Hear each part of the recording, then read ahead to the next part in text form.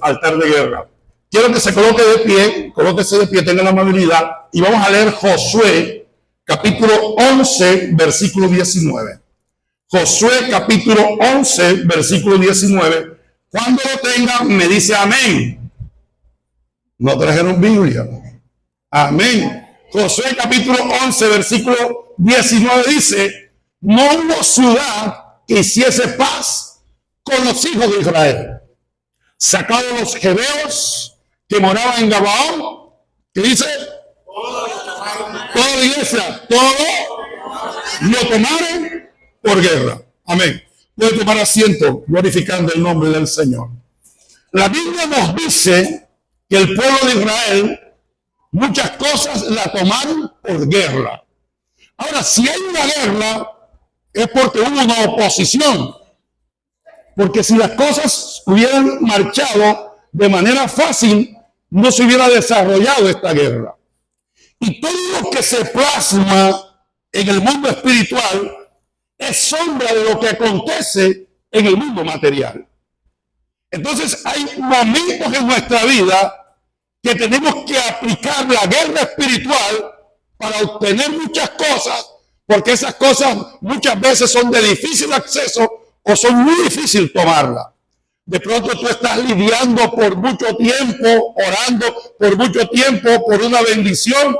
Estás orando porque tu negocio sea cada día más próspero y te cuesta trabajo. De pronto estás orando por un ascenso y ese ascenso cada día lo ves más lejano. De pronto estás orando por la restauración de tu matrimonio, de tu hogar, y cada día tu hogar va de mal en peor.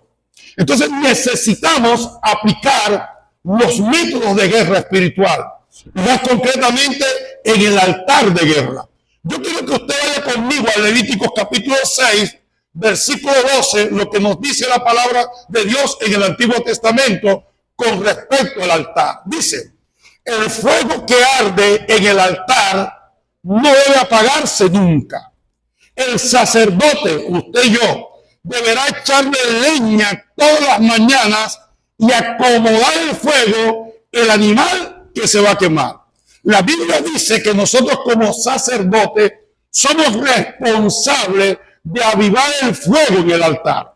Si el fuego en el altar se apaga, es responsabilidad suya y responsabilidad nuestra. La palabra altar en la Biblia aparece un sinnúmero de veces. Desde Génesis hasta Apocalipsis, la Biblia nos habla acerca del altar. Yo en esta noche me he tomado el trabajo de definir, a grosso modo, de manera general, lo que significa la palabra altar. La palabra altar es un punto de encuentro entre Dios y los hombres, con la finalidad de que Dios nos muestre su voluntad y sus designios. Eso es lo que es un altar a nivel genérico. A nivel general es un punto de encuentro entre Dios y los hombres. Tomando como base esta definición, podemos decir que el huerto del Edén es una tipología de un altar, porque dice la palabra que Dios se comunicaba todas las tardes con el hombre. Cuando el hombre peca, hay una desconexión entre la comunicación de Dios para con el hombre y se rompe en cierta manera ese altar. Entonces, en esta noche, para mí, es importante definirte lo que es el altar de guerra. Dijimos que hay cosas que tenemos que tomar por guerra, hay cosas que el enemigo no va a soltar de manera fácil, sino que tenemos que levantar un altar de guerra. Vamos a definir lo que es un altar de guerra. Un altar de guerra es un lugar de oración donde juntamente con Dios libramos fuertes batallas contra las fuerzas de oposición. Tu altar puede ser tu cuarto, tu altar puede ser tu recámara, puede ser tu sala, puede ser el patio o puede ser el carro donde tú vas manejando y estás orando. Ese es tu altar. Como el enemigo es un copión, el enemigo quiere emular lo que Dios hace. Y el enemigo también ha levantado altares. Entonces encontramos que estos altares que el enemigo levanta es con la finalidad escúcheme bien, de obstruir, colocar obstáculos a la oración tuya para que no suba a la presencia de Dios. Entonces tenemos una guerra de altares. El altar de Dios, amén, que en la cual Dios te quiere bendecir, y el altar del diablo con la finalidad de oponerse a la oración que tú haces. Entonces, en esta noche vamos a mirar lo que la Biblia nos dice en Apocalipsis capítulo 6, versículo 9. Por eso yo le decía, desde Génesis hasta Apocalipsis, la Biblia nos habla de un altar. Mira lo que dice Apocalipsis 6, 9. Al abrir el Cordero el quinto sello, ¿de qué? Debajo del altar, vi a las almas de los que habían muerto por causa de la palabra de Dios y de su testimonio. Cuando en la Biblia aparece o se repite muchas veces una palabra, eso tiene que captar nuestra atención. Y la Biblia aparece 276 veces la palabra altar. Entonces eso tiene que captar nuestra atención. ¿Por qué? Porque Dios le da una vasta importancia a lo que significa el altar. Entonces el altar no fue una idea o una filosofía humana. El altar nació en el corazón de Dios. Y usted me dirá, pastor, pero es que el altar fue constituido por Moisés cuando Moisés constituyó el tabernáculo. No fue una orden de Dios, porque ya el altar existía en el cielo. Lo que hizo Moisés fue una copia de lo que ya estaba en el cielo. En el cielo había un tabernáculo. Entonces Dios le da la orden a Moisés de construir un tabernáculo y que el tabernáculo tuviera un altar. Acuérdense del altar de sacrificio. Acuérdense del altar de adoración. Ese altar era el lugar donde el sacerdote entraba para tener comunión con Dios. ¿Está conmigo? Entonces, si nosotros no tenemos un altar en nuestra vida de oración y un altar de guerra, nosotros vamos a tener una vida espiritual raquítica. Entonces necesitamos levantar un altar. Y en esta noche yo quiero estudiar cómo podemos ver lo anteriormente anotado por este predicador en la guerra entre los dos altares. Y yo quiero que usted me acompañe. Miren lo que dice primer libro de Reyes, 18 al 23 y al 24. Aquí vemos una lucha de altares. Está el altar de Baal, simbolizado por Satanás, o el altar de Satanás simbolizado por Baal, y el altar que va a construir Elías, que es el altar de Dios. Entonces, ustedes saben que en ese tiempo, en los tiempos de Elías, reinaba un rey malvado. Pero este rey era taimado, pusilánime, porque quien lo gobernaba era su mujer llamado Jezabel. Jezabel, la reina, mandaba sobre su esposo Acab. Y escúcheme bien, Jezabel no era judía. Jezabel pertenecía a una estirpe totalmente pagana e indujo al pueblo de Dios, al pueblo de Israel, a adorar dioses paganos.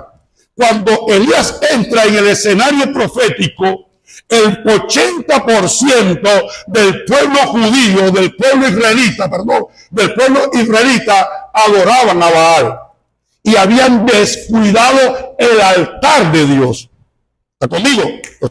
Los estoy ubicando en el contexto histórico. ¿Está conmigo? Sígame la reseña. El pueblo de Israel adoraba en un 80% a Baal. Entonces Elías ve esta cultura idolátrica y empieza a desafiar al pueblo. Si ustedes consideran que Baal es Dios, síganlo. Pero si ustedes consideran que Jehová es Dios, a él también, o a él síganlo. Entonces Elías dice, vamos a hacer una prueba. Vamos a hacer una prueba.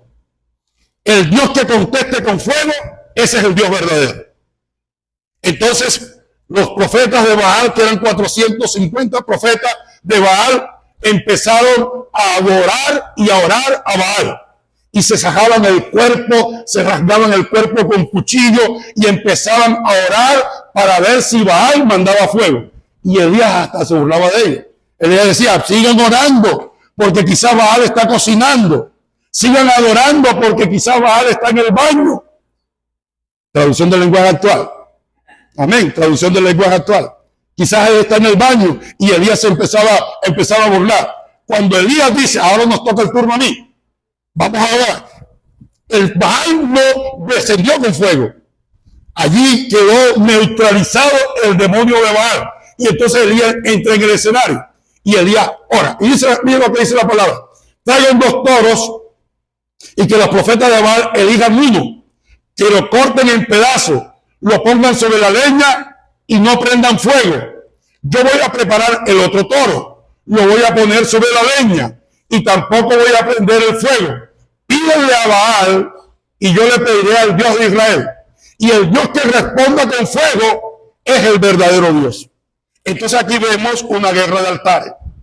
Al mismo tiempo vemos aquí que el profeta Elías construyó un altar de guerra y los profetas de Baal construyeron su altar de guerra y entraron a una confrontación. Y en esto vamos a sacar algunas enseñanzas que nos van a servir para identificar nuestra posición en el altar de guerra. Número 1, en el altar de guerra vas a enfrentarte a fuerzas de oposición. ¿Qué vas a encontrar en el altar de guerra? Fuerzas de oposición. Mira, la existencia del diablo es real como la de Dios. Conmigo se fue. No estoy cometiendo ningún exabrupto doctrinal. Yo sí sé lo que te estoy predicando. Si la Biblia me dice a mí que el diablo es existente, entonces es real. Si usted lo niega, usted está posicionando o está dando una tesis antibíblica. Pero el diablo es real. No hace falta que usted lea la Biblia para poder comprobar la existencia del diablo. Solamente encienda la televisión o mire los acontecimientos a través de las redes y usted va a encontrar que este mundo está bajo el dominio del maligno. Entonces, siempre que usted va a levantar un altar de guerra, usted tiene que estar consciente que se va a levantar fuerzas opositoras en ese altar de guerra. Vaya conmigo a segunda carta de Timoteo, capítulo 3, versículo 12. Quien quiera vivir en obediencia en Cristo, ¿qué dice? ¿Qué dice? Sufrirá oposición. Vamos a leerlo despacito. Quien quiera, léalo fuerte. En obediencia en Cristo, sufrirá oposición. Mira, yo te puedo decir, acepta a Jesús como Salvador personal y tu vida va a ser de la o las cosas van a ser fáciles. No, te estaría mintiendo. Y si vamos al plano de la oración y del altar de guerra, vamos a encontrar fuerzas de oposición. Solamente usted determine hoy levantar un altar de guerra en su casa para que vean que se van a levantar las fuerzas opositoras. Inmediatamente se van a levantar fuerzas opositoras para que usted no levante un altar de guerra. ¿Por qué? Porque eso lo dice la Biblia. Quien quiera vivir en obediencia a Cristo sufrirá una oposición. Segunda carta de los Corintios 10:3. Sí, es cierto, vivimos en este mundo, pero nunca actuamos como el mundo para ganar nuestras batallas. ¿Está conmigo? Entonces nosotros no podemos aplicar las armas que utiliza el mundo para ganar nuestras batallas. La Biblia nos establece armas espirituales especiales, que son funcionales a la hora de levantar un altar de guerra. La palabra, la sangre de Jesús, el nombre de Jesús, son armas espirituales. El ayuno son armas espirituales que Dios nos ha consagrado en su palabra para aplicarla en nuestro altar de guerra. Ahora, tenemos que tener bien claro esto. Si hay una fuerza opositora en nuestro altar de guerra, necesitamos saber cuáles son esas clases de ataques que el enemigo puede levantar contra nosotros. Hay 2 clases de ataques. Número 1, los ataques espirituales, y número 2, los ataques materiales. Vamos a definir cuáles son esos ataques espirituales. Ataques espirituales generados por Satanás, trastornan nuestras circunstancias, generan opresión, golpean nuestra economía y amenazan nuestra salud. Yo no quiero ser radical y vehemente en mis conceptos, Pero yo estoy claro que todas las situaciones económicas adversas que vivimos no son producto del diablo. No son producto del diablo. De pronto porque tomamos una mala decisión. De pronto porque hay una recesión económica en el país. Amén. Pero esto no nos puede exonerar de una verdad bíblica. La existencia del enemigo. Y el enemigo muchas veces puede golpear tu economía.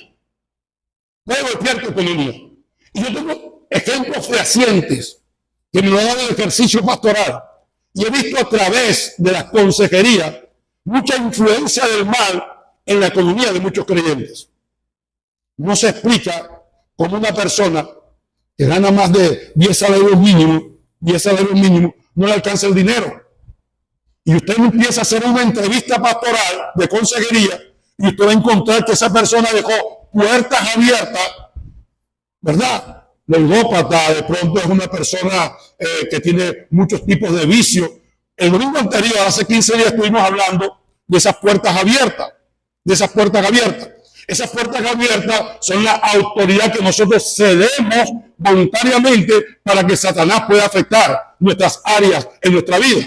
Entonces, muchas personas en el área económica están siendo golpeadas porque hay una influencia del mal. Lo mismo acontece con la salud. No todas las enfermedades que padece nuestro cuerpo tienen que ver con el diablo. De pronto un descuido, amén, un descuido. De pronto hay una virosis fuerte, de pronto nosotros cogimos y abrimos la nevera sudado, no le vamos a echar la culpa al diablo. Es un descuido que nosotros tenemos. Pero hay enfermedades que la Biblia nos dice que son productos del diablo. ¿Se acuerdan de la mujer encorvada? ¿Se acuerdan de la mujer encorvada de la Biblia? Que dice que por mucho tiempo Satanás la tenía que azotada.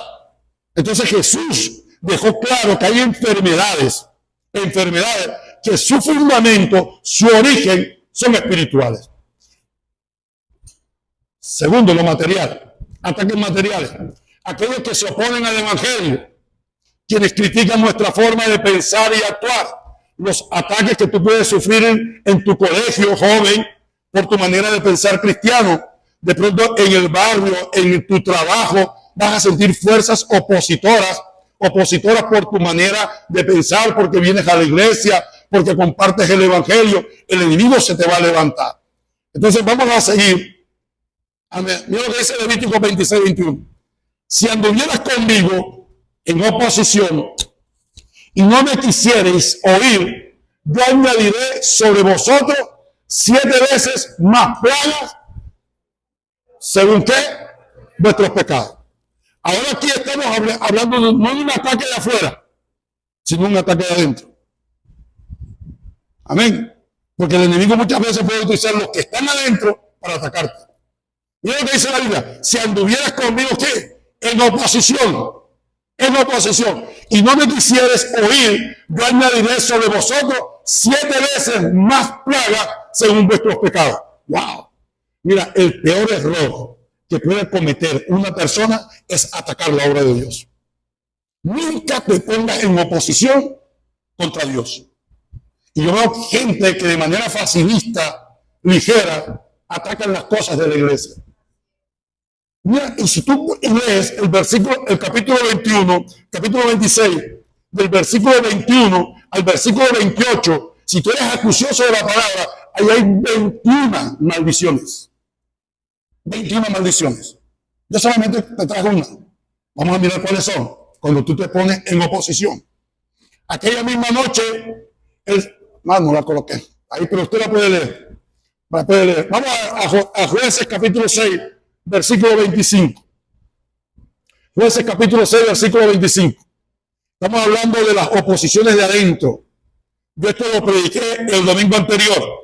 Y no quiero hacer mucho énfasis en esto. Si usted no ha escuchado la palabra, ese sermón, lo puede escuchar por YouTube. Jueces 6:25. Aquella misma noche, el Señor le dijo a Gedeón: toma el novillo de quién, de tu padre, y otro novillo de 7 años. ¿Y qué pasó?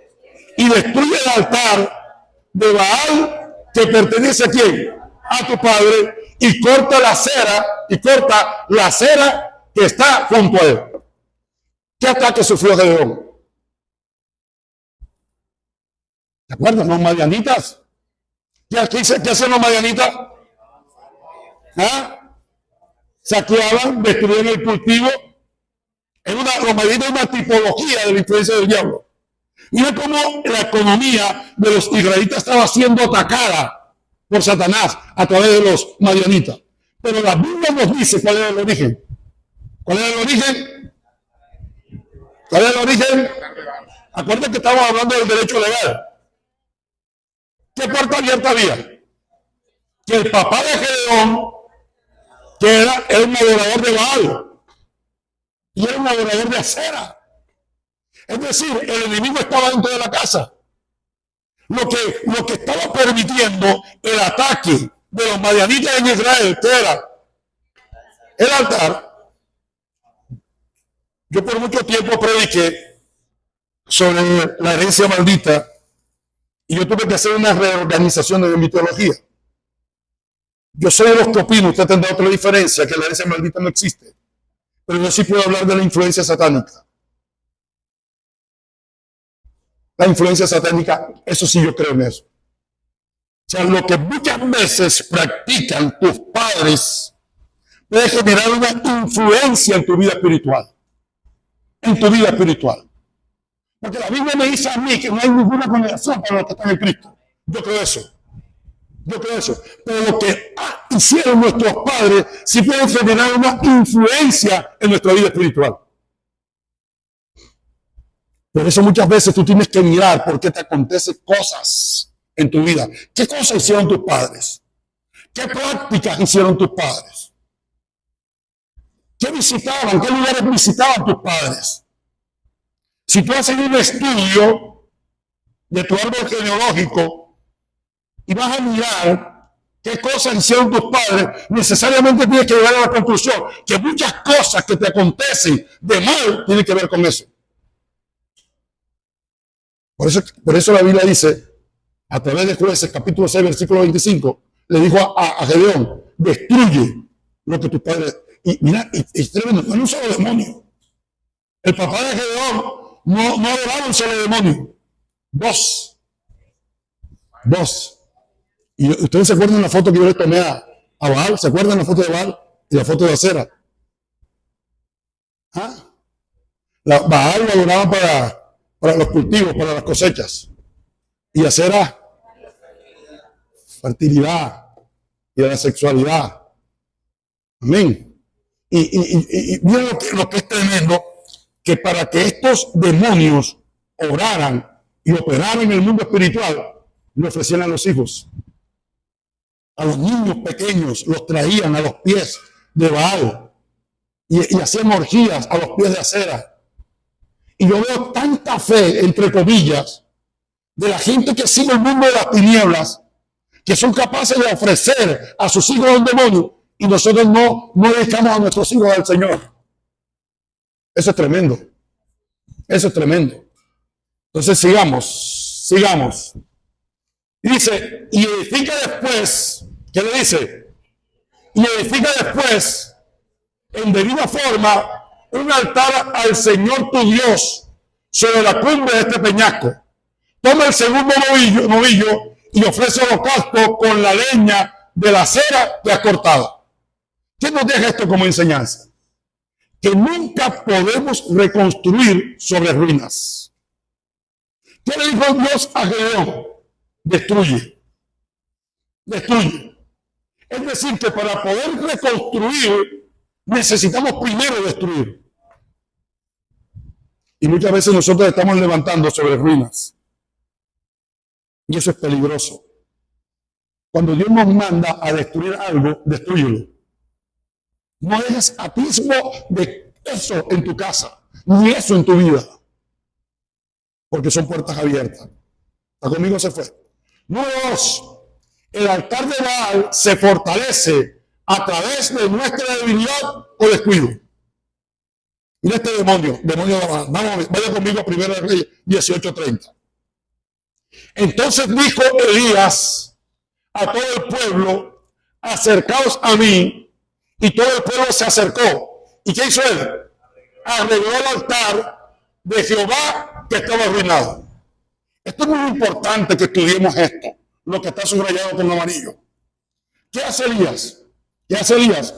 Reconstruye el altar a través de 12 piedras, ¿se acuerdan? 12 piedras, que es la representación de cada tribu de Israel. Cada tribu.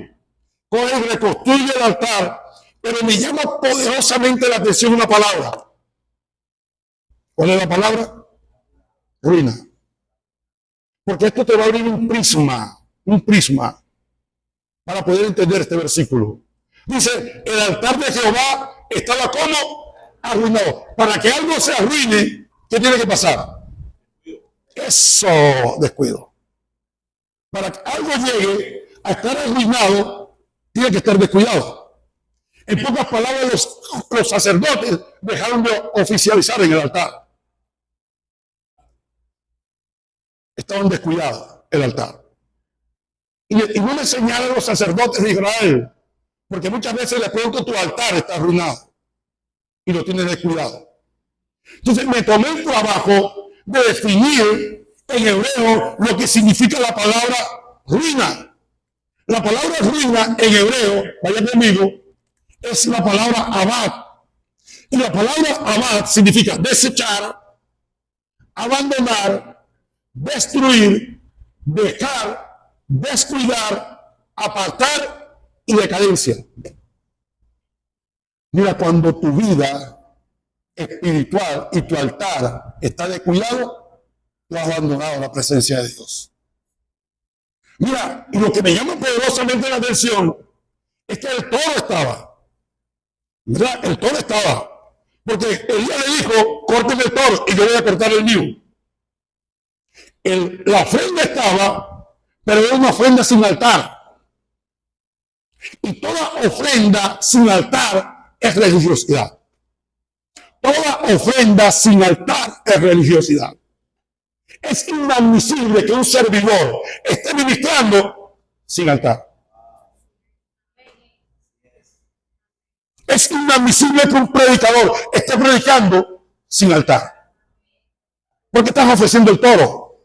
Y un toro sin altar es religiosidad. ¿Está conmigo? Es inadmisible que una niña que dance y no esté metida en el altar es religiosa. Sencillamente religiosa. Un servidor que está allí atendiendo la puerta o que me esté trayendo el agua o está arreglando el púlpito, un altar, esa es su ofrenda, pero si la ofrenda no está acompañada de altar, es religiosidad. A mí me sucede con los pastores, con los predicadores. Tenían la ofrenda, pero no tenían altar. Y los hombres y mujeres del altar se conocen. Usted conoce la predicación que salió de un altar. Usted conoce la adoración que salió de un altar. Y usted conoce la que está danzando una mujer y una joven de altar. De pronto tenemos la ofrenda, pero no tenemos altar. Abandonar, desechar, descuidar, apartar. ¿Cómo está tu altar? ¿Cómo está ese lugar? El lugar donde tú te encuentras con Dios. ¿Dónde estás? ¿Cómo está ese lugar? Es inadmisible que tú salgas a la calle sin un periodo de oración. Mira, nuestras grandes conquistas las hemos conseguido en nuestro altar. Yo tengo un testimonio fresco de ayer, que lo logramos en el altar. Amigo de Gardaría le dieron la vice de presidente. Estuvimos orando por eso. Orando por eso. En un momento de la política migratoria de Donald Trump, le dieron la residencia. Difícil. ¿Dónde se logró? En el altar. Pero en el altar de guerra. Porque nosotros cuando el Gardaría nos decía, papi, yo voy a tramitar, o nos decía, vamos a tramitar la visa de residente, inmediatamente se levantó Bush como Donald Trump como presidente. Una oposición. Pero nosotros dijimos, esto se gana en el altar de guerra. Porque van a haber oposiciones. Oposiciones para ese contrato, oposiciones para tu ascenso, oposiciones para que te cases, oposiciones para tu ministerio, oposición. Pero tienes que ganarlo eso en el altar de guerra. ¿Está conmigo? Se fue. Tienes ofrenda, pero si no tienes altar, religión tienes. Gálatas 6:7. Mira lo que dice. No crean ustedes que pueden engañar a quién. A Dios. Cada uno cosechará lo que ha sembrado. Esa es la relación causa y efecto. Causa y efecto. Todo lo que hacemos aquí, no es que vamos a pagar en el cielo. Aquí vimos las consecuencias. Amén. Una vida que no tiene altar va a tener que vivir las consecuencias. Va a tener que vivir las consecuencias. Yo sé que muchas veces es difícil. Yo sé que muchas veces desarrollar una vida de altar es cansón, es duro. Pero si tú estás metido con Dios, amén, tú sabes lo que yo te estoy hablando. Tú conoces lo que yo te estoy hablando. ¿Cómo está tu vida? Pero muchas veces queremos recibir bendiciones, pero no queremos pagar el precio del altar. Sigamos. Mira lo que dice la Biblia. Nunca te olvides. Mira lo que dice la Biblia. Nunca te olvides de lo que los amalecitas te hicieron cuando salías de Egipto. Amalecitas fue el primer pueblo que atacó el pueblo de Israel saliendo de Egipto. Te atacaron cuando estabas como cansado. Sigamos. Y agotado. E hirieron a muerte a quienes, a los más débiles. Cuando tú descuidas tu altar, el diablo te va a atacar. Porque el diablo está esperando tu debilidad, el diablo está esperando tu cansancio, y el diablo está esperando lo tercero que está ahí.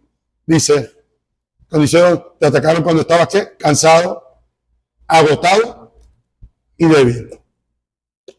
Eso es lo que está esperando el enemigo, que te canses, que te agotes y que estés débil. No descuides tu altar. No descuides tu altar. ¿Cómo está tu altar de guerra? Mira lo que dice esto. Mira esto. Esto es tremendo. Te voy a hablar de Asa. ¿Ustedes han escuchado de Asa? ¿Asa? Bueno, listo. Mira lo que dice la Biblia. Segundo libro de Crónicas. 14, 1 al 4. Cuando Abián murió, lo enterraron en la ciudad de David. Y mira lo que dice. Asa, su hijo, reinó en su lugar.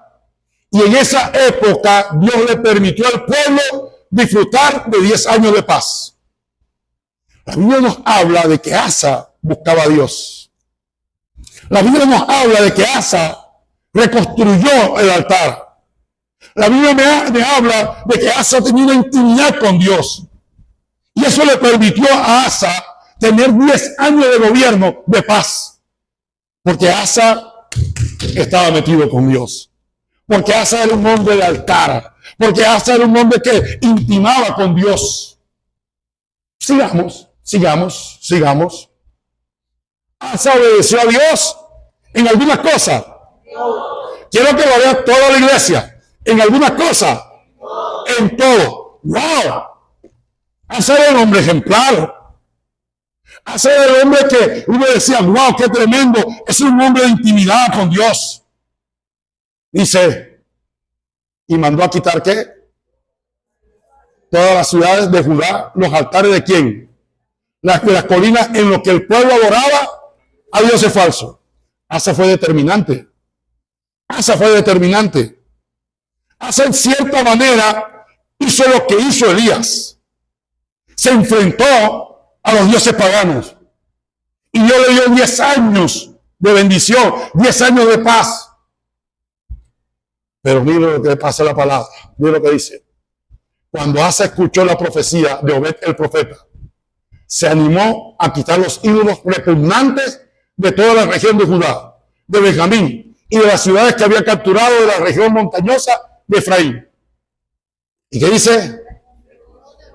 Reconstruyó también el altar del Señor que estaba delante del pórtico del templo del Señor.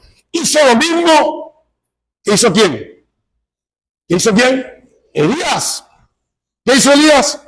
¿Reconstruyó qué? El altar de Dios. ¿Se acuerdan? Cogió las 12 piedras, las amontonó, estaba descuidado el altar, los amontonó y empezó a reconstruir el altar.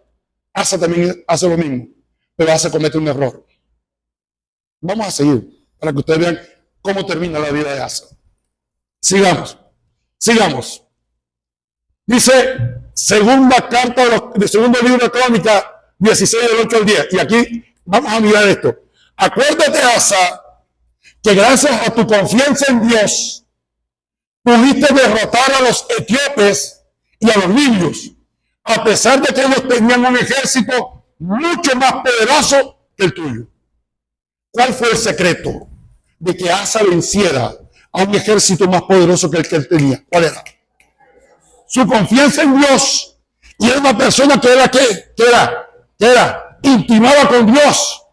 Tenía una relación con Dios. Era un hombre de altar. Reconstruyó el altar. Pero miren lo que pasa. Ay, pastor, usted no vive amenazando. ¿Qué pasa? Díganos, por favor. Sin embargo, ahora pusiste tu confianza en el rey Ben-Hadad de Siria, que era un rey malo, y su alianza, y no en tu Dios. Por eso nunca podrás vencer al ejército sirio. Fuiste muy tonto y ahora vivirás en guerra toda tu vida. ¿Qué pasó allí? Perdió la confianza en Dios. Porque una cosa es reconstruir y otra cosa es vivir. ¿Está conmigo? Porque tú puedes reconstruir algo, pero si no vives ese algo, de nada te sirve. Él reconstruyó, pero no vivió. Porque atacó las estructuras y no el fondo. Porque quiso cambiar las formas y no el fondo. Y muchas veces estamos empecinados en cambiar las estructuras externas y no nos importa el fondo. En un perfume, ¿qué es lo que vale en un perfume? ¿El empaque o el contenido? Hay perfumes que su empaque son hermosos, pero no huelen a nada. Porque lo que vale es el contenido. A veces nos preocupamos por la liturgia de las cosas y empezamos a analizar la liturgia de las cosas, pero el contenido. Eso fue lo que hizo Asa. Asa reconstruyó, pero no vivió lo reconstruido. Y es un error fatal cuando tú reconstruyes y no vives lo que reconstruyes. ¿Está conmigo? Se fue. Y número 3, con esto nos vamos. Porque el café nos está haciendo mofa. Un altar provoca respuesta de Dios. Un altar provoca respuesta de Dios. Tú quieres tener respuesta de Dios en tu vida. Edifica un altar. Tú quieres ver respuesta de Dios a tus necesidades, a lo que tú estás pidiendo. Métete en oración y construye un altar. Te lo voy a demostrar. Génesis 8, del 20 al 21. ¿Se acuerdan de los 40 días de diluvio? ¿Se acuerdan? ¿A quién salvó Dios? Pastor, usted se preguntó, me gusta preguntar, ¿a quién salvó Dios? A la familia de Noé y a Noé. 40 días de tremendo aguacero. Tremendo. ¿Y qué hizo Noé? Léalo conmigo, ¿qué hizo Noé? Y Noé edificó un altar ¿a quién? Al Señor. Y tomó de todo animal limpio y de toda ave limpia y ofreció holocausto en el altar. Y miren lo que provoca esto. Tremendo. Al Señor le agradó el aroma del sacrificio y se dijo a sí mismo, ¿sabes que las oraciones que tú haces al Señor tienen aroma como el café que nos está coqueteando? Sí, eso sube. Nuestras oraciones las hacemos aquí, en la tierra, para allá arriba. Eso lo dice el libro de Apocalipsis. Léalo para que vean. Suben como olor, ¿qué? Fragante. Y lo que sube necesariamente tiene que estar abajo.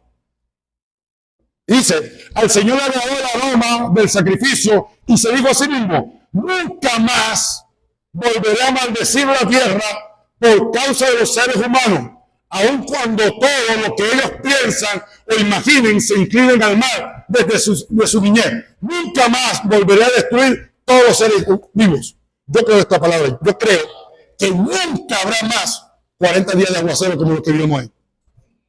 ¿Qué cambió eso? ¿Qué cambió eso? Un altar. Un altar. Un altar que construyó Noé. Pero sigamos. Si de pronto ustedes son de los escépticos, pastor, no me sirve ese solo ejemplo. Vaya conmigo a segundo de Samuel 24-25. 24-25. ¿Conocen la historia de este texto? ¿La conocen? ¿La conocen? ¿Saben cuando David hace un censo sin consultar con Dios? ¿Verdad? Para ver cuántos soldados tenía. Y Dios no le agradó eso. Y Dios le dice, lo puede escoger entre 3 castigos. ¿Quién me puede decir cuáles son esos 3 castigos? O caen en manos de los hombres, o 7 años de hambre, o caen en mis manos. ¿Y qué digo, David? Prefiero caer en tus manos, Señor, porque yo sé que tú tienes misericordia. Porque el hombre no tiene misericordia con el mismo hombre. Comete un error para que veas. Cáete para que veas. Que los que hoy te abrazan, mañana te dan duro. Porque así es el hombre. ¿Y qué dijo David? Prefiero caer en tus manos, Señor. Y Dios le dijo, bueno, vas a caer en mis manos. Sí, vas a caer en mis manos.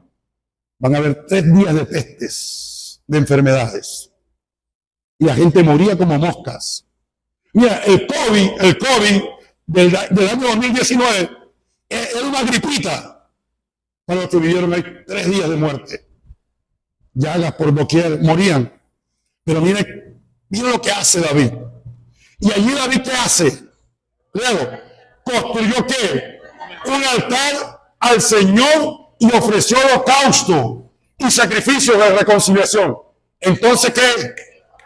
Entonces el Señor atendió las súplicas en favor del país y la peste llegó a su fin en Israel. ¿Sabes cuándo va a llegar a su fin tu problema, tu necesidad? Cuando construyes un altar. Y Dios te va a decir, y llegó a tu fin ese problema financiero. Y llegó a tu fin ese problema matrimonial. Y llegó a su fin ese problema de salud. Y llegó a tu fin ese problema que tú tengas con tus hijos. Porque cuando tú decides reconstruir un altar, Dios le pone final a tu necesidad. Amén. Colócate en el pie.